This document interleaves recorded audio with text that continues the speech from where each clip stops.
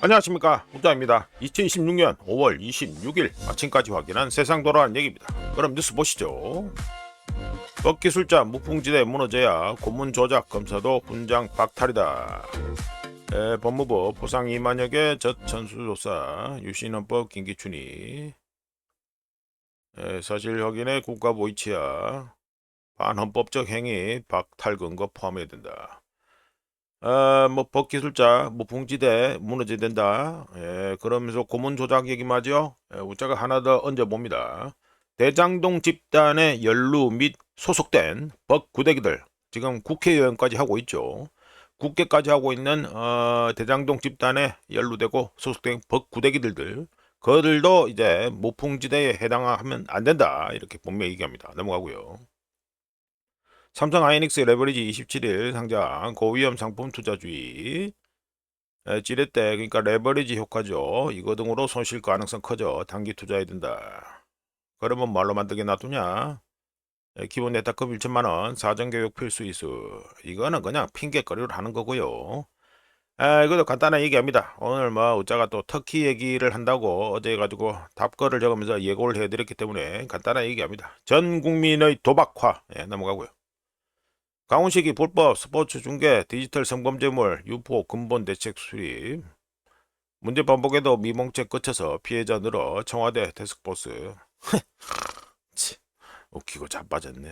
이거 지금 하는 거 지금 이거 잘 아는 사람들 IT나 IT 전문가까지 갈 필요도 없습니다. 지금 어떤 식으로 지금 하고 있는지 다 알고 있죠. 그 유명한 뭐라더라 누누 TV인가 뭔가 그 하는 거 어떻습니까? 우리나라에서 지금 합니까? 아니죠. 그 클라우드 쪽에 해가지고 그쪽에다가 계속 공문 보내가지고 그래가지고 거기서 막아라 계속 하고 있습니다. 그래서 거기서는 또 미국 해가지고 워싱턴에다가 한국 정부에서 자꾸 너무 업무를 못할 정도로 계속해서 이거 블록 때려달라는 걸 갖다 계속 보낸대 가지고 말이 많습니다. 대책, 근본 대책, 기곤사 빠졌고요. 자, 가훈식이 관련해서 우자가 작년에 이재명 정권 출범할 때 비서실장 초이스하는 거 보고 우자가 뭐라 말씀드렸습니까? 문재인이 때 패미를 이용해서 표팔이 잘 하려고 갈라치기 기획을 한 것으로 추정되는 강훈식이라고 우자가 말씀드렸습니다. 근데 상급판이라고 강훈식이 또 출동했지요. 자, 갈라치기의 전문가라고 추정되는 강훈식이 출동했다. 의미심장하다 봅니다. 지금 하는 꼬라지는 무슨 정권 말기 분위기다. 넘어가고요. 무슨 공산주의 전체주의도 아니고 지금 꼴리는 대로 차고 자빠져가지고 어떻게 하면 얼마나 잘 돌아가는지 보자 한번. 네, 금덩이 보시죠. 금덩이는 참고로 지금 선물 시장의 경우에는 현지 시간 기준으로 5월 25일에 한국, 그리고 미국도 5월 25일에 메모리얼 데이로 놀고요. 그리고 스위스도 5월 25일에 놀고, 그리고 5월 26일에는 또 영국 시장이 놉니다. 휴장입니다. 그래서 대부분 미국 선물 시장 보실 건데, 미국 선물 시장의 경우 평소와 같이 복잡한 의미심장하죠. 복잡한 휴일 일정으로 운영되고요. 이 말은 무슨 말이다? 선물 시장의 거래량이 매우 작을 것이란 걸 뜻합니다. 즉 거래하는데 주의가 필요하다는 소리가 되겠죠. 잠깐 말씀드렸고, 자, 금덩이 보시면 24시간 동안 해가지고 1.35% 상승해서 이론스에 4,569.30달러가 됐습니다. 제가 기존에 쓰던 지금 차트는 휴일이라고 제대로 작동을 안 해가지고 이걸 썼습니다. 하여간에 올랐다. 올랐지만 기고 있다. 넘어가고. 네, 언덕이 보시죠. 아이고 웃기라. 언덕이 보시면 가지고 3.38% 상승해서 1온스에 77.95달러가 됐습니다. 그렇습니다. 계속 깁니다. 계속 옆으로 기고 앉아 있다. 이렇게 말씀드리면서 자, 유가 보시죠. 유가는 선물시장 해가지고 한국, 미국, 스위스, 영국 논다고 했죠. 예, 그러니까 5만 거 봐야 됩니다. 자, 일단 5만 거 차트 올려놓은 상태에서 브렌트유의 경우에는요, 선물시장 기준입니다. 마이너스 7.15% 폭락해서 1배럴에 96.14달러가 됐고요. 서부 텍사스유는 마이너스 6.52% 폭락해서 1배럴에 90.30달러가 됐고요.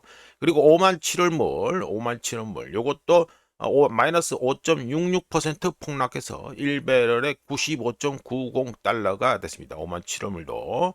요거 MOU 팔아먹기에다가 또 뭐 있습니까? 뭐 뭔 대도 안 한 뭐 아브라함 협정에 이란이 들어가니 뭐 이런 말도 안 되는 걸 팔아먹어 가지고 지금 이게 되고 있다.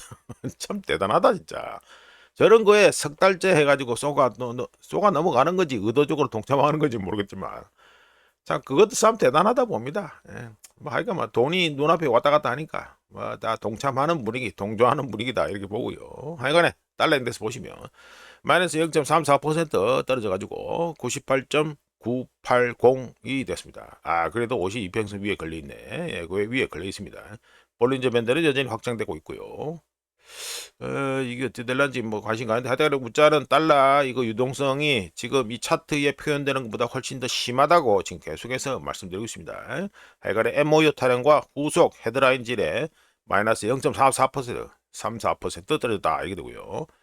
자, 원화 보시다. 원화는 해가지고 아이고 지기는데 0.26% 좋아졌습니다. 좋아졌는데 이게 뭐 물론 우리나라 어제 가지고 우리나라 시장은 놀았지요. 예, 놀았지만 해외하고 이쪽에서는 다 돌아가고 있다는 거. 그래서 0.26% 달러인덱스가 0.34% 떨어졌는데 0.26% 좋아지는데 그치면서 1달러에 이제는 뭐 1,500원은 기본입니다. 우자 관련해서 말씀드렸죠. 이따 보면은 조만간 1,600원 본다고 말씀드렸습니다. 1,516.93원입니다. 예. 작업을 좀 하려고 했는 모인지도 모르겠지만 하여간에 이제 1,500원 위에서 널널하게 놀고 있다. 이게 되고요. 자, 에라를 보시죠. 에라는 아이고 오히려 더 싸져버렸네. 뭐 변동이 거의 없습니다만 아이고야 159.03엔 한 번에 툭 튀었죠. 어제 가지고 한 번 튀었다 이게 되고요. 장중에 튀었다 이게 되겠네. 0.01%뭐 차트상으로는 거의 변화가 없습니다. 1달러 해가지고 158.879엔이 됐습니다. 자, 원화하고 엔화를 보셨으니까 자 관련해서 코멘트를 좀 해볼게요. 자, 원화 이게 되고요. 자, 엔화고요. 원화나 엔화나 해가지고 보시면 지금 유가 어디냐? 유가가 해가지고 우짜가 해가지고 뭐 마이너스 해가지고 뭐 브렌트유는 7.15%나 떨어지고 서부 텍사스유도 뭐 마이너스 6.5% 떨어지고 등등 해 떨어졌다고 하는데 이 MOU 타령 나온 후에요. 유가가 거의 한 10달러 가까이 10달러 정도 해가지고 폭락했습니다. 유가가.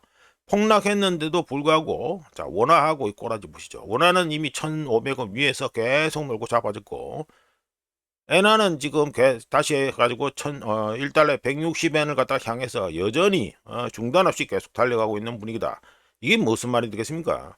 MOU 타령과 헤드라인 질에도 불구하고 그리고 유가가 10달러 가까이 폭락했음에도 불구하고 원화와 엔화가 거의 움직이지 않았다 또는 그만큼 좋아지지 않았다는 것은 뭘 뜻하지요? 장기 거시 투자자들이 한국과 일본 경제의 실질적인 개선을 기대하지 않고 있으며 향후 유가가 급등할 경우 한국과 일본 경제가 폭락하는 시나리오를 여전히 염두에 두고 있다는 신호로 이 환율 차트를 통해서 풀이를 할 수 있다. 이렇게 우자가 말씀드립니다. 이게 뭡니까? 이게 1,500원 넘어가가지고 절단이라니까 그러네. 이거 봐요. 엔화도 지금 그나마 뭐 엔화는 뭐 160엔이라고 해가지고 뭐 라인이라도 있지. 우리나라 이거 어쩔 거예요? 이거 원화 이거. 참, 이거 뭐 이재명이 뭐 경제를 잘한다고? 에? 김용범이 나와서 뭐 도약을 뭐 새로운 도약 개똥 같은 소리 차고 자빠져가지고 말이 되냐 그게 말이? 그 말도 안 되는 소리를 차고 앉아 있냐? 아주 이상한 기괴한 정권이에요. 기괴한 정권. 아니 넘어가세요. 자, 메모리 ETF가 신기록을 세웠다 해가지고 말씀드립니다. 라운드 힐, 라운드 힐에서 팔아먹는 메모리 반도체 ETF인 라운드 힐 메모리 ETF라고 있습니다. 이게 뭐 이름을 갖다가 그걸 안 해놨네. 하여간에 뭐 라운드 힐 메모리 ETF라고 이름이 돼 있는데 저 상품 이름이 그게 블랙락의 IBIT 나와 있죠? 예, IBIT 해가지고 그로스페이스를 갖다가 넘어섰다 이 말이 됩니다. 시꺼먼 게 IBIT 블랙락에서 팔아먹은 거고 요거는 라운드 힐의 저 메모리 ETF인데 빠른 시간 안에 요 보시면 100억 달러 도달했다는 거 알 수 있죠? 요 보시면 크로스가 한번 남겨 됩니까? 60억 달러 이거 넘어선 것도 빨리 넘어섰다 이게 되고요. 자 말씀드립니다. 라운드 힐의 메모리 반도체 ETF인 라운드 힐 메모리 ETF가 블랙락의 비트코인 ETF인 iShares 비트코인 트러스트 ETF가 세운 이전 기록, 이게 이전에 가장 빨리 100억 달러를 갖다가 만들었던 그때 이전 기록입니다. 비트코인. 이게 세운 이전 기록을 넘어 역사상 가장 빠른 성장세를 갖다가 기록했습니다. 라운드힐 메모리 ETF는 4월 2일, 2026년 4월 2일에 출시한 후에 꼴랑 27 거래일 만에 자산 규모 65억 달러를 돌파하면서 역사상 가장 빠른 성장세를 기록했는데요. 이전 기록 보유자가 바로 이거 블랙락의 비트코인 ETF죠. 요거의 그 기록이 얼마였다? 65억 달러 돌파하는데 65억 달러. 요게 30거래일을 갖다가 걸렸습니다. 30거래일. 근데 이거 메모리 ETF, 그러니까 그 라운드 힐의 메모리 ETF의 경우에는 이게 꼴랑 27거래일 만에 가지고 돌파했다. 즉 3일을 더 빨리 돌파했다 이게 되고요. 거기서 더 멈추지 않고 더 나가서 라운드 힐 메모리 ETF는 4월 2일 출시 이후에 84% 상승해서 30거래일 30거래일 만에 자산 규모 100억 달러를 돌파하는 신기록을 또 세웠습니다. 이러면서 5,000개 이상의 상장 ETF 중 연초 대비 자금 유입액 기준으로 상위 10위권에 진입했으며 거래량 기준으로도 5월 초 34위였던 것이 더 올라가서 상위 20위권 안에 이름을 올렸습니다. 그러니까 메모리 쪽이 엄청나게 지금 잘 돌아가고 있다 이 말이 되겠죠. 자, 넘어가고요. 자, 이거 그래가지고 중국의 외국인 직접 투자 데이터 발표됐으니까 한번 간단하게 말씀드립니다. 중국에 대한 외국인 직접 투자는 YTD죠. 이어 투 데이트 해가지고 YTD입니다. 그러니까 1월 1일부터 그러니까 발표되는 시점까지로 해가지고 말씀드리는 거죠. 2026년 1월부터 3월까지가 마이너스 7.3% 감소했는데 1월부터 4월까지가 마이너스 10.3%로 더 감소했습니다. 중국에 대한 외국인 직접 투자가 금액으로는 2,877억 위안이었고요. 첨단 기술 제조 및 서비스 부분에 대한 투자는 20.3% 증가한 1,663억 위안으로 전체 외국인 직접 투자 중 40.4%를 차지했습니다.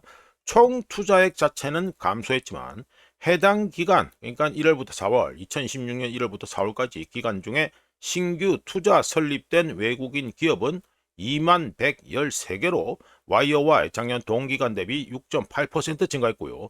국가별로는 중국에 투자를 많이 한 국가는 룩셈부르크가 110.3%, 스위스가 60.8%, 프랑스가 58.3%, 미국이 24.5% 순으로 해가지고 투자를 많이 했습니다. 물론 1월부터 4월까지 기간 중으로 한정한 거죠. 넘어가고요.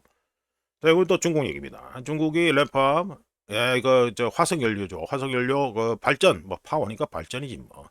발전을 갖다가 가속화하고 있다 이 말이 됩니다. 그리고 NEA 나와 있죠. NEA가 뭡니까? 중국의 국가에너지국이죠. 국가에너지국을 갖다가 2008년에 설립한 이후에 가장 많이 늘어났다. 화석 연료 용량이 많이 늘어났다. 이게 됩니다. 말씀드립니다.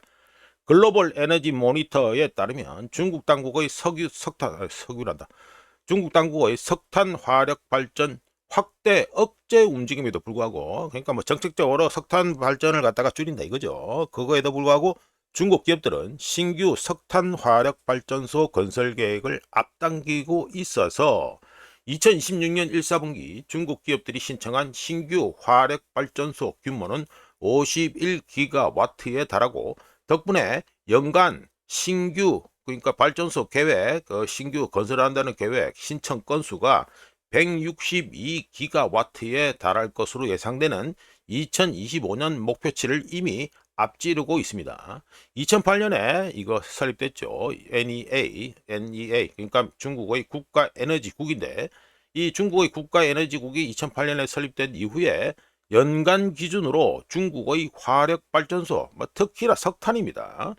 중국의 석탄 화력 발전소 추가 용량이 가장 높은 수준에 도달했는데요. 참고로 2021년과 2022년에 중국에서 뭔 사태가 있었죠? 전력 부족 사태가 터졌었습니다. 그 이후에 중국 정부에서 어떻게 했다? 신재생 에너지를 보완할 신재생 에너지를 보완한다고 하면서 안정적인 백업 전력원으로서의 석탄의 역할을 강조하면서 화력 발전소 건설을 늘렸습니다.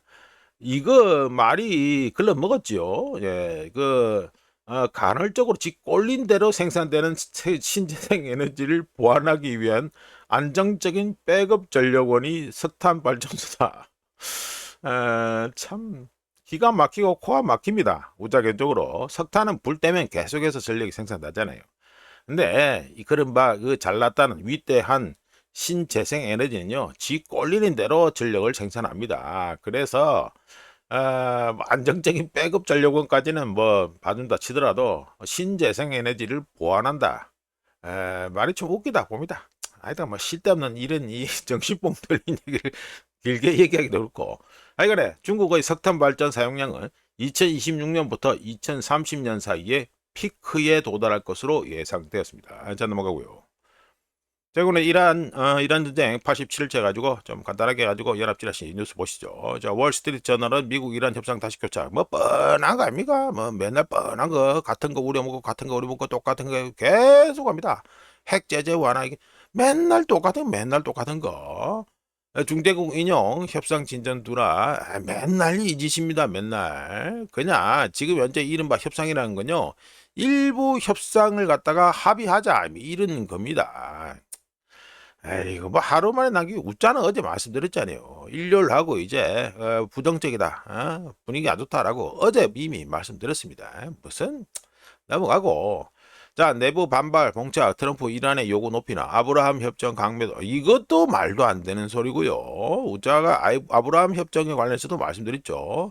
대표적으로 어떤 겁니까? 이스라엘하고 아랍에미리트 그걸 갖다가 얘기하면서 아브라함 협정 얘기하면서 아랍에미리트가 이스라엘하고 많이 친하다라고 말씀드렸는데, 아브라함 협정에 이란을 때려 넣는다? 이게 무슨 요 저거 나왔잖아요. 이스라엘과의 관계 정상화 아브라함 협정 확대 추진. 말도 안 되는 소리. 이거 국제 정치판, 국제 뉴스에 관심 없는 사람들, 일반인들 대중을 갖다가 대상으로 해서는 이게 말이 먹히지. 근데 우짜기처럼 중동에 관심이 많고 중동을 계속 받고 국제 뉴스도 계속 봤던 사람한테는요, 이 자체가 말이 안 되는 소리입니다. 이게. 근데 어쩝니까? 이거 팔아먹어 가지고 유가 또 떨어지잖아요. 참, 내가 웃기지도 않다니까 지금 돌아간 판이. 일단 넘어가고요. 자, 호르무즈의 뭐 재개발 기대가 이것도 MOU에다가 또 헤드라인질 하니까 국제유가 싶어도 좀 전에 오자가 국제유가 해가 말씀드렸잖아요. 브렌트유하고 저 서부 텍사스 해가지고 6% 이상, 7% 이상 떨어졌다고, 폭락 떨어졌다고 말씀드렸잖아요. 서부 텍사스유 90달러. 좀 전에 말씀드렸지 않았습니까? MOU 타령에 아브라함 협정 이걸로 유가를 떨군다는 것 자체가요, 웃자가 보기에는 정말 이게 더 신기하고 여기에 쏘가 넘어간다는 것 자체도 그것도 더 신기합니다. 웃자 개쪽으로 다 이제 그 동업자가 되는 모이라 보니까 전부 다 동업자가 되는 모이라. 이게 지금 장난도 아니고 석 달 동안 이 짓을 하고 앉아 있는데 이게 아직 이렇게 말도 안 되는 걸 떠들어 가지고 내려온다. 아이고 맨날 하는 얘기니까 넘어가고요.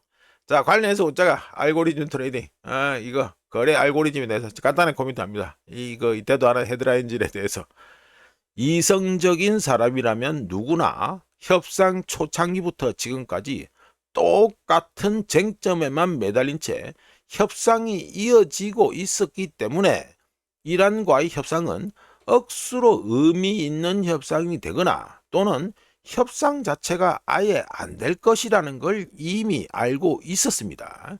자, 이래서 그러면 어떤 문제가 있습니까? 이란 협상과 관련한 이 헤드라인질 뭐 좀 전에 아브라함 협정 티 나오고 MOU 티 나오고 이러잖아요.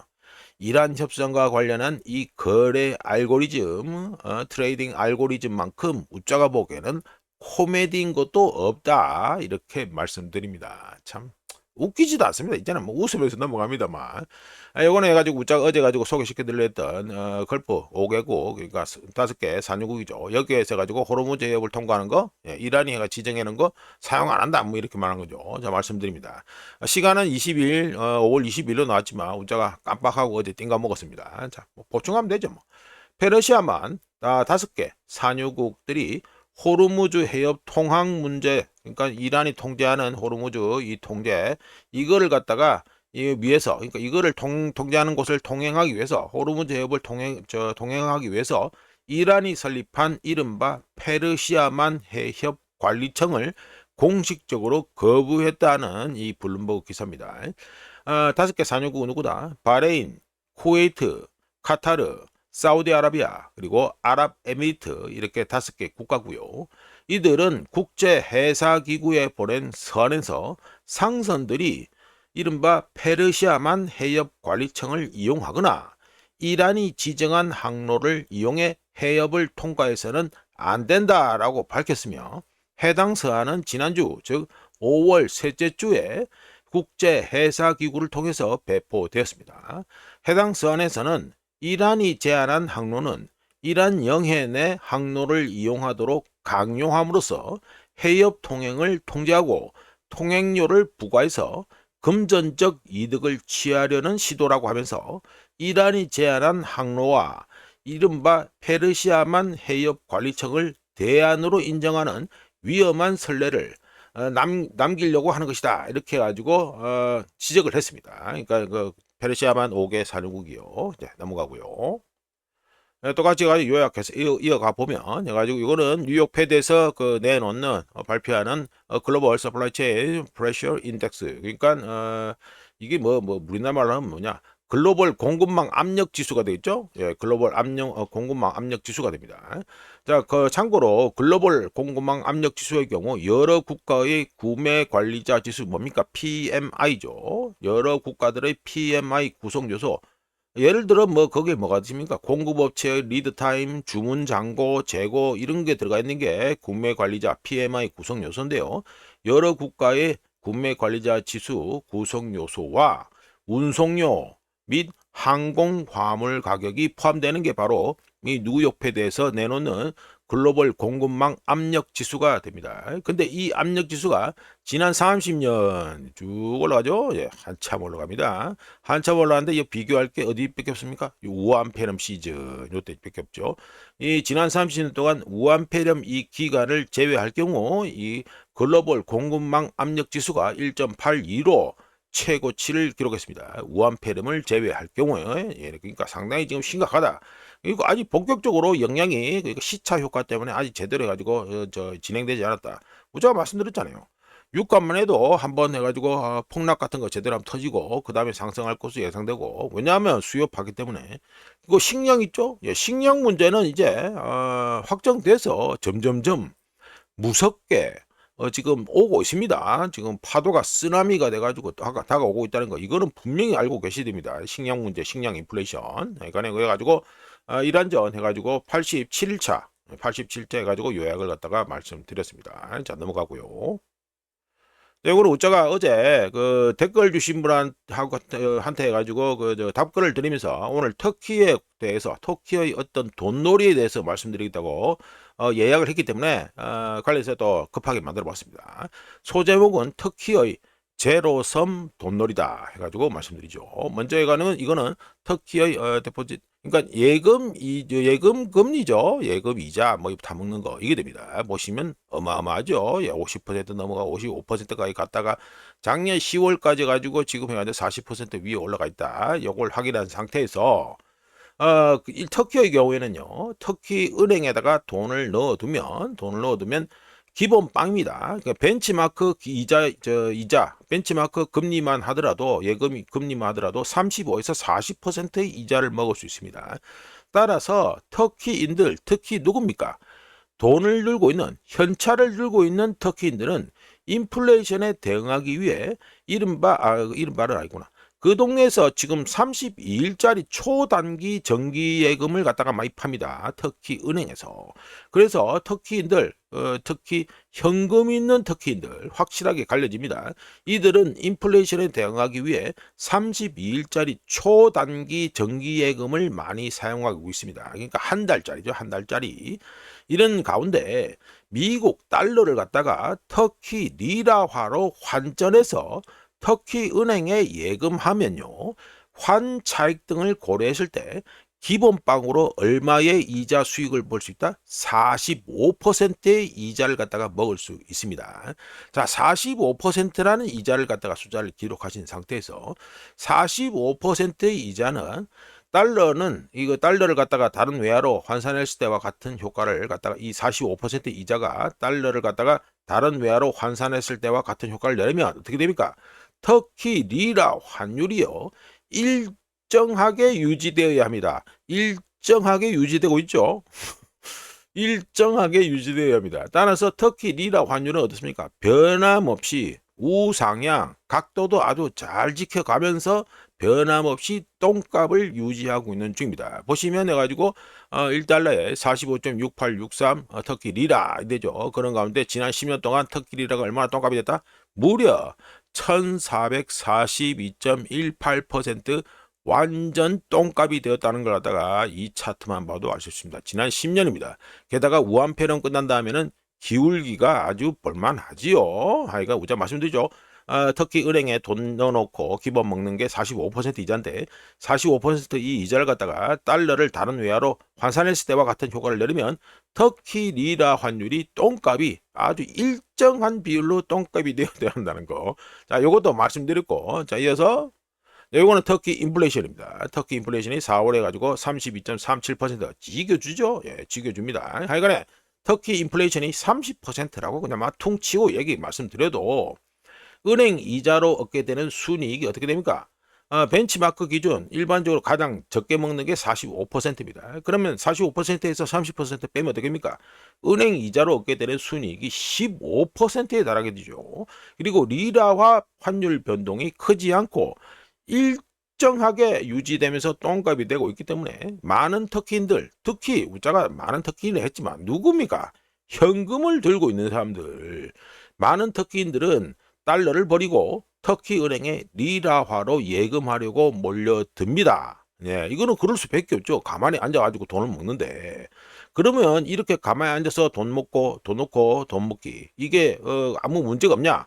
그 아니죠. 전혀 문제가 없는 게 아니라 전혀 문제가 없는 게 아니라 억수로 문제가 크죠.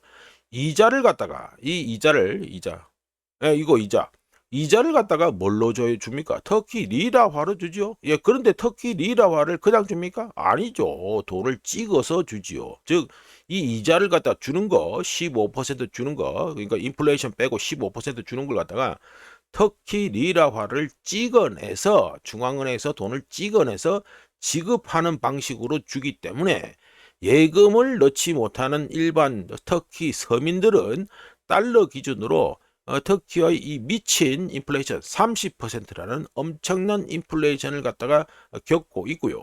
덕분에 이스탄불은 어떻습니까? 유럽에서 물가가 가장 비싼 도시 중 하나가 된 지가 꽤 되었습니다.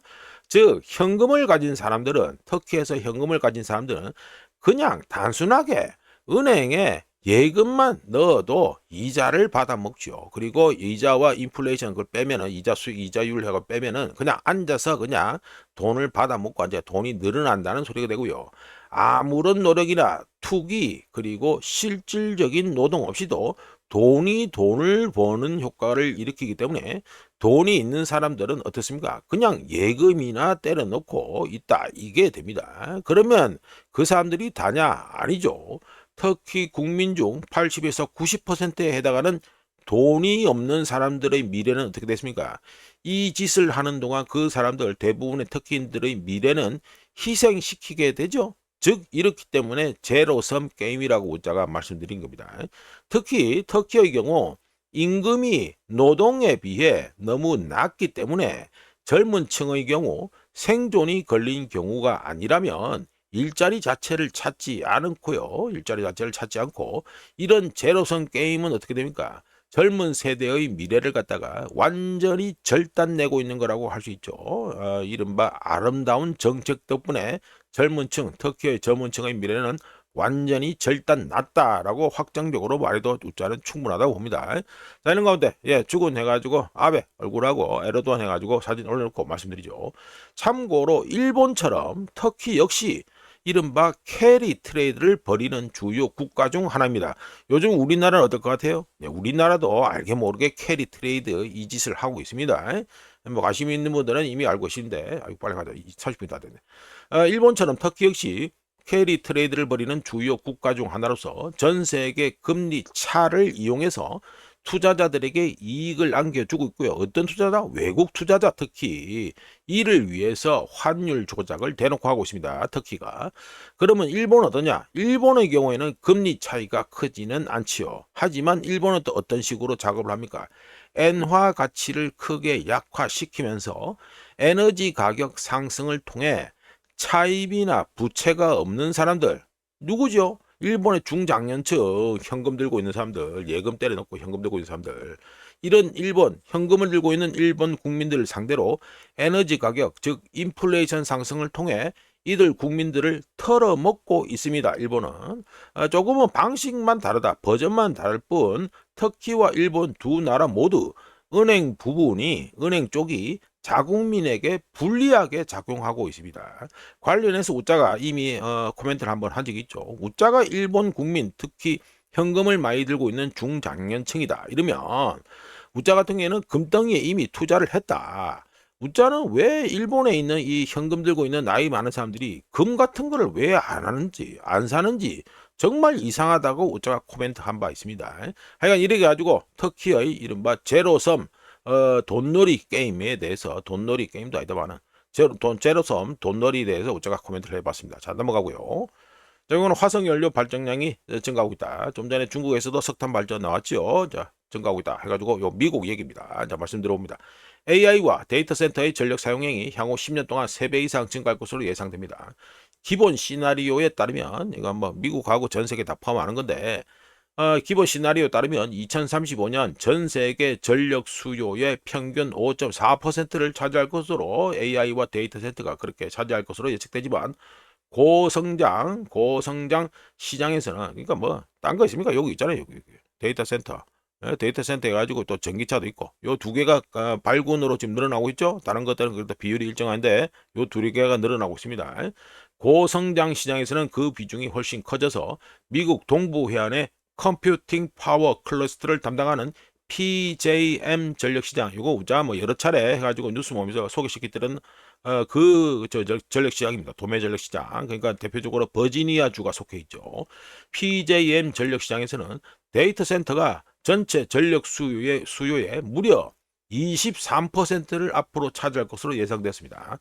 이런 전력 사용량 증가는 화석 연료 사용량 증가로 이어질 것인데요. 블룸버그는 데이터 센터들이 1000기가와트 규모의 태양광 발전과 400기가와트 규모의 배터리에 의존하겠지만 370기가와트의 천연가스 발전과 110기가와트의 석탄 발전에도 의존할 것으로 전망했습니다. 블룸버그에서. 제가 말씀드린 것처럼 이 위대한 재생 가능한 에너지는 간헐적으로 생산됩니다. 간헐적으로 생산되기 때문에 항상 그렇다시피 배터리가 또 옆에 붙어야 되고요. 하지만 이 지속적으로 끊이지 않고 간헐적이지 않게 전력을 생산하는 게 뭡니까? 화석 연료 발전이지요. 하여간 뭐 누차 말씀드립니다. 이거 진짜. 자, 신규 발전 용량의 약 20%를 화석 연료 발전이 차지할 것이며 전체 발전량에서 차지하는 비중 또한 훨씬 더 높아지면서 블룸버그의 모델링에 따르면 2050년까지 데이터 센터에 필요한 추가 발전량 중 무려 절반을 화석 연료 발전소에서 생산할 것이다 라고 예상됐습니다. 간단하게 말씀드려서 간헐적으로 지 꼴리는 대로 생산되는 재생에너지로는 안정적인 전력 공급이 반드시 필요한 AI와 데이터 센터에 사용이 안 된다. 전력 공급을 못한다. 이 소리가 됩니다. 우짜가 뭐 정말 지겹도록 말씀드립니다. 진짜 사기입니다. 사기. 넘어가서 자, 이자 비용만 세입의 30%다 해가지고 미국의 빚 얘기를 한번 또 해보죠. 미국의 CRFB, 요거 우짜가 본 콘텐츠에서도 소개한 바 있는 책임 있는 연방예산위원회라고 있습니다. 비영리 기관인데 여기에서 책임 있는 연방예산위원회, 여기에서 미국 GDP 대비 미국의 이자 비용, 그러니까 뭐 국채 팔아가지고 그 이자를 내야 될 거 아닙니까? 그 이자 비용이 사상 최고치인 3.2%를 넘어섰으면 3.5 넘어섰잖아요. 이미 넘어섰잖아요. 2026 되죠?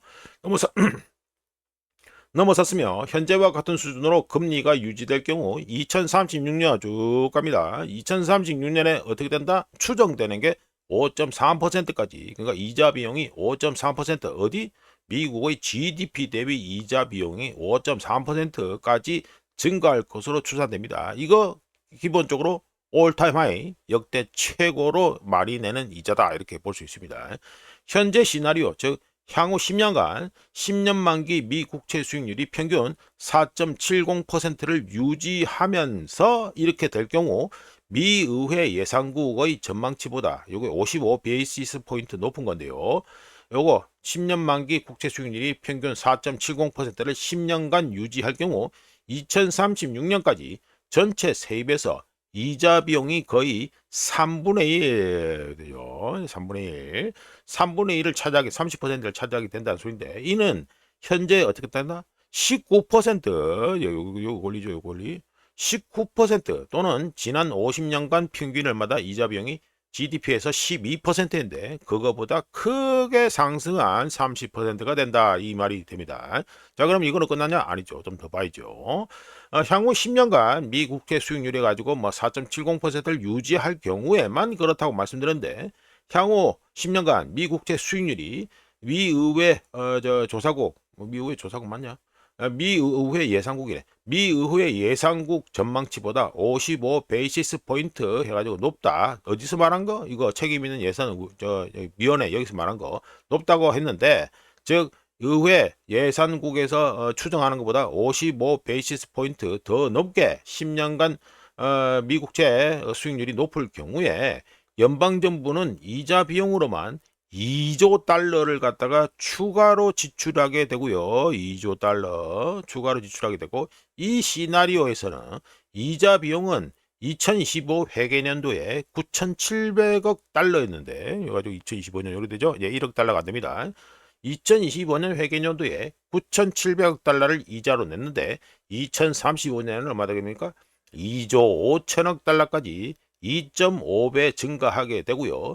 국가부채, 미국의 국가부채는 GDP 대비 100%, 현재의 100% 수준에서 2036년에는 올타임 하이인 125%까지 상승할 것으로 예상됩니다. 자, 이것만 끝나냐? 아니죠. 또 있습니다. 자, 이건 이자 비용이 나와 있는데요. 금리가 상승할 경우 내년 2027년 회계년도에 내는 미국의 이자 비용이 미국의 저소득층 의료 보장 제도가 뭡니까? 메디케이드죠. 메디케이드 요거죠. 메디케이드 지출 그리고 국방비 이거를 갖다가 훌쩍 넘어서 연방정부 주요 핵심 프로그램 메이저 프로그램 이거 중에서 확고부동하게 두 번째로 큰 규모가 됩니다. 뭐가? 빚낸 거 거기에 내는 이자 비용이 말이죠. 그리고 2036년 쭉 가다 보면 어떻게 됩니까? 메디케어, 메디케이드는 말할 것도 없고 메디케어까지 제끼고 1등이 돼버린다. 그러니까 2036년에는 연방정부의 이자 비용이 사회보장연금 프로그램 지출, 이게 뭡니까? 메디케어죠. 이거보다 더 많아질 것이라는 추정을 갖다가 책임있는 연방예산위원회에서 해가지고 추정을 한 겁니다. 또 하나 더 있습니다. 그래가지고 그러니까 국채 수익률이 높아진다 이거죠. 이거는 자체가 모기지 주택담보대출 가지고 돈 내는 거 갖다가 더 많이 내게 한다 이 소리가 됩니다. 자, 말씀 들어보면 마지막으로 국채 수익률 상승은 미국인들의 주택담보대출, 자동차 대출, 사업대출에 지불하는 이자율을 갖다가 높여가지고 예를 들어서 주택담보대출 금리가 55 베이시스 포인트 상승하면 50만 달러짜리 요거죠. 자, 중간에 가지고 50만 달러짜리 30년 만기 주택담보대출 월 상환액은 200달러 가까이 증가해서 총 상환액이 64,440달러가 늘어나게 되고요. 그리고 100만 달러짜리 이거 집사하면서 100만 달러짜리 주택담보대출을 땡긴 사람들 이들의 경우에는 월 상환액이 350달러 또는 총 상환액은 128,880달러가 증가하게 됩니다. 그러니까 이거 국채 수익률 이거 상승하는 걸 갖다가 우리하고 아무 관련이 없는 안드로메다 세계의 얘기다 이렇게 생각하시면 안 된다는 거 이거는 분명히 아셔야 됩니다. 다 관련이 다 되어 있습니다.